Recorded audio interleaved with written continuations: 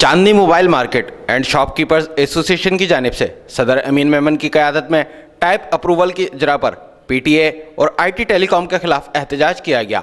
मुजाहरे में दर्जनों दुकानदारों ने शिरकत और सख्त नारेबाजी की। इस मौके पर शुरका ने बताया कि हम लोगों का मुतालबा ये है कि गवर्नमेंट ने नाजायज़ जो टैक्सेस लगाए हैं इसको ख़त्म किया जाए और छोटे दुकानदारों को रिलीफ दिया जाए। जो पीटीए की शराइत हैं टाइप अप्रूवल की और इसकी टैग वाली, इससे हम शदीद मुतासर हो रहे हैं और हम चाहते हैं कि ये टाइप अप्रूवल की शर्त ख़त्म हो और टैक्स नया और यूज़ का, ये दोनों फ़ोन जो है इसके अंदर जो है वो फ़र्क होता है। इन्होंने नए और यूज़ को जो है वो साथ मिला दिया है, लिहाजा जो यूज़ फ़ोन है उसका टैक्स अलग लिया जाए और नए फ़ोन का टैक्स अलग लिया जाए। मेरा ये हुकूमत से ये सवाल है, ये कहना है, उनको एडवाइस देनी है कि टाइप अप्रूवल तो उन्होंने रख दी, लेकिन उससे कोई गवर्नमेंट के ख़जाने को कोई फ़ायदा नहीं होना, क्योंकि उसके जुगाड़ निकाल लेंगे, कोई ना कोई जुगाड़ निकल जाएगा।